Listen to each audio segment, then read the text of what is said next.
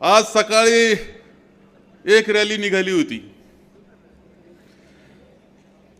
कुणी मिळाना म्हणून पथक बोलवण्यात आले. पथक ढोल वाजून दमले. माणसं थांबायला तयार नाही जवळ.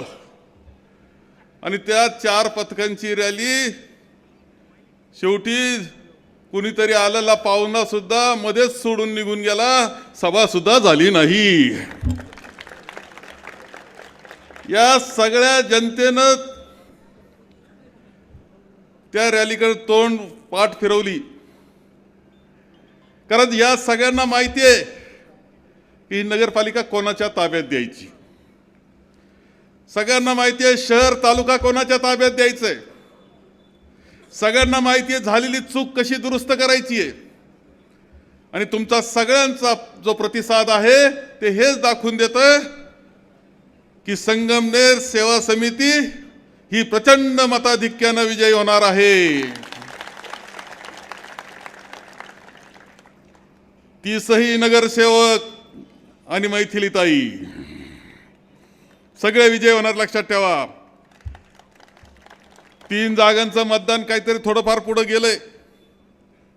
जायला नको होतं. निवडणूक आयोग कसा कारभार करते समजत नाही. कोणाच्या सांगण्यानं ऐकतंय हे समजत नाही. कुणी कार्यक्रम पत्रिका तयार केली होती सगळी निवडणुकीची हे समजायला तयार नाही. एवढा असा हा वेंधळा कारभार आम्ही पाहिलेला नव्हता. तो दुर्दैवानं दिसतोय.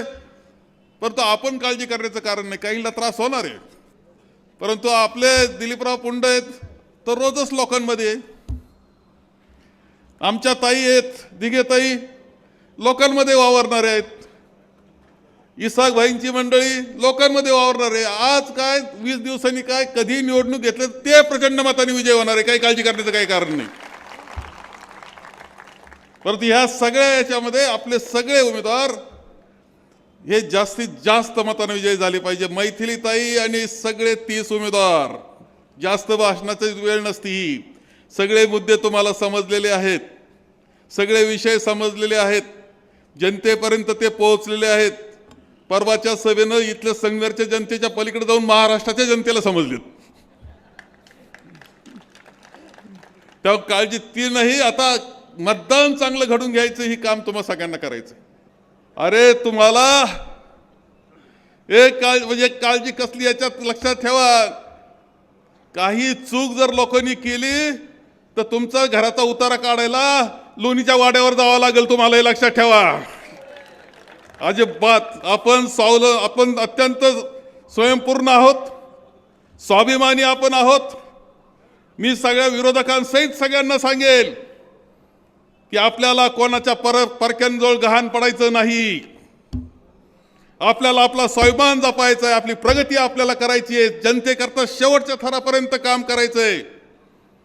आपला जाहीरनामा सत्यजित तांबे यांनी सांगितला मला टेन्शन आलं. पण चला कमीत कमी माणूस विचार करतो की हे करू शकतो आम्ही. जो विचार करतो इतकं चांगलं करण्याचा प्रयत्न करतोय, इच्छा व्यक्त करतोय, तो काही ना काही करणारे चांगलं हे लक्षात ठेवलं पाहिजे. ज्यांना फक्त टोलच वसूल करायचा आहे टोल नाक्यावर. टोल नाका बाई झाला का नाही तुम्हाला अजून? आता तो टोल नाका नाही, नवे टोल नाके तयार झालेत. कुठेही टोल मागायचा कार्यक्रम चाललेला आहे. हे टोल नाके बंद करण्याचा कार्यक्रम आपल्याला करायचा आहे. अंमली पदार्थाचे इथे येणारच जे आहे हल्ला झालेला अंमली पदार्थ तो बंद करायचा आहे. हे सगळं आपल्याला करायचं आहे. कोणाचं गुलाम व्हायचं नाही. स्वावलंबी आणि स्वयंपूर्ण अशा प्रकारचं संगमनेर सर्वसामान्य जनतेचा आनंद निर्माण करणारं संगमनेर निर्माण करायचं आहे. आणि त्याकरता आता काळजी घ्यायची आहे. काही तास तुमच्याकडे आहेत.